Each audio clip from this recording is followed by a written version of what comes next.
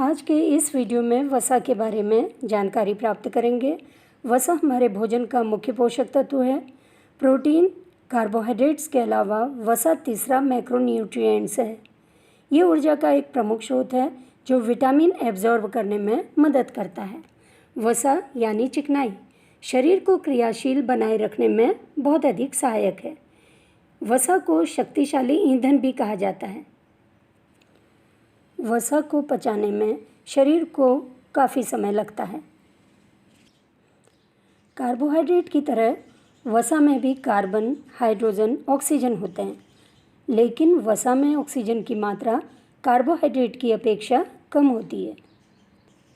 तो इस तरह से वसा के जो तत्व हैं ये हैं कार्बन, हाइड्रोजन और ऑक्सीजन। कार्बोहाइड्रेट के भी यही तत्व होते हैं, लेकिन वसा में ऑक्सीजन की मात्रा कम होती है। वसा पानी में अघुलनशील है, लेकिन ऑर्गेनिक सॉल्वेंट में ये आसानी से घुल जाती है। हमारे शरीर के लिए आवश्यक कुछ विटामिन वसा में घुलनशील होते हैं, इसलिए हमारे शरीर को वसा की बहुत अधिक ज़रूरत होती है। वसा मुख्यतः 3 तरह की होती है। पहला है असंतृप्त वसा, इसको अच्छी वसा भी कहते हैं।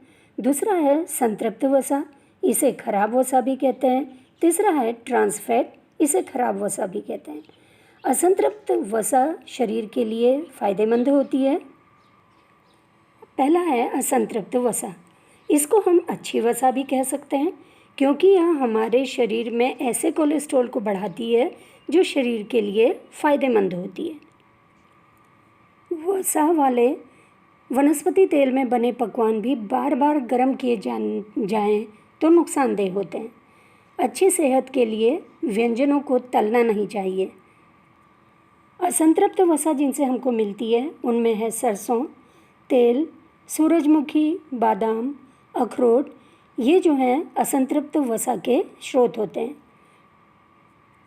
संतृप्त वसा जो हमारे शरीर में हानिकारक कोलेस्ट्रॉल को बढ़ाती है या LDL कोलेस्ट्रॉल को बढ़ाती है, और ये हृदय के लिए खतरे की घंटी है।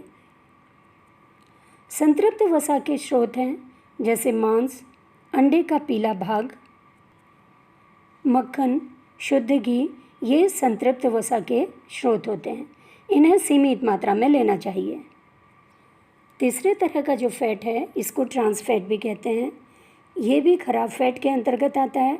शरीर को इससे बहुत ज़्यादा नुकसान पहुंचता है। हमें ट्रांस फैट को लेने से बचना चाहिए, जिससे कि हमें नुकसान ना पहुंचे, हमारा स्वास्थ्य खराब ना हो। जैसे पैक्ड फूड और जंक फूड ट्रांस फैट का ही इस्तेमाल होता है इनमें।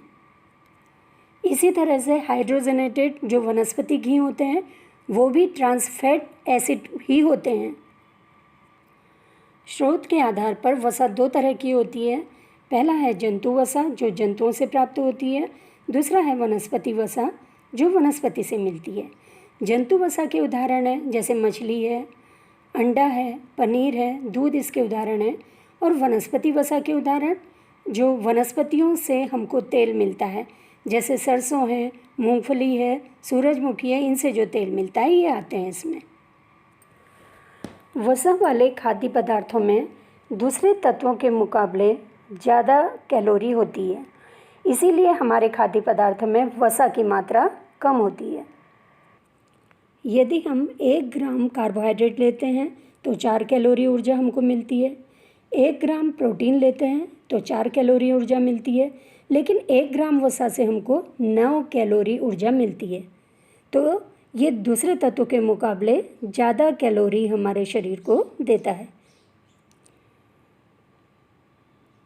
ऊर्जा प्रदान करता है हमारे शरीर को। वसा का पाचन कार्बोहाइड्रेट की अपेक्षा जटिल होता है। त्वचा के नीचे जमा होकर तापमान कंट्रोल करने का काम करता है। हमारी त्वचा के नीचे जो ऊतक होता है इसमें वसा जमा हो जाती है और इस तरह से शरीर के तापमान को कंट्रोल करता है। विभिन्न अंगों को चोट से बचाता है, क्योंकि त्वचा के नीचे जो ऊतक में वसा जमा होती है वो एक तरह से कुशन का काम करती है। हार्मोन संतुलन को बनाए रखने में वसा बहुत अधिक सहायक होती है। तो इस तरह से वसा हार्मोनल बैलेंस बनाए रखता है शरीर में, साथ ही शरीर को एक्टिव रखता है। तो ये वसा के कार्य हैं: ऊर्जा प्रदान करना, तापमान कंट्रोल करना, चोट से बचाना, हार्मोनल संतुलन बनाए रखना और शरीर को एक्टिव रखना। हृदय को स्वस्थ और सुरक्षित रखने में वसा बहुत अधिक सहायक है। लेकिन वसा की एक सीमित मात्रा होनी चाहिए और वो भी अच्छी वसा हमें लेनी चाहिए। वसा की कमी से नुकसान भी होते हैं, जैसे त्वचा रूखी हो जाती है। वसा की कमी से वजन कम होने लगता है, साथ ही शरीर का विकास रुक जाता है और रोग प्रतिरोधक क्षमता कम हो जाती है, क्योंकि अगर वसा की कमी होती है तो बहुत से विटामिन हमारे शरीर में एब्जॉर्ब नहीं हो पाते और इससे रोग प्रतिरोधक क्षमता कम होने लगती है। अधिक वसा लेने के भी नुकसान हैं, जैसे मोटापा बढ़ जाता है, क्योंकि ज़्यादा वसा चर्बी के रूप में जमा हो जाती है। हृदय को बहुत अधिक नुकसान पहुंचता है, इसलिए हमें खराब वसा लेने से बचना चाहिए। शरीर की सक्रियता कम हो जाती है, एक्टिवनेस कम हो जाती है अगर ज़्यादा वसा ले ली जाती है तो। हमारे शरीर को जितनी ऊर्जा की ज़रूरत होती है उसमें से 20 से 30% ऊर्जा हमें फैट के माध्यम से प्राप्त होनी चाहिए। तो इस तरह से प्रतिदिन हमें फैट भी लेना चाहिए, लेकिन एक सीमित मात्रा में।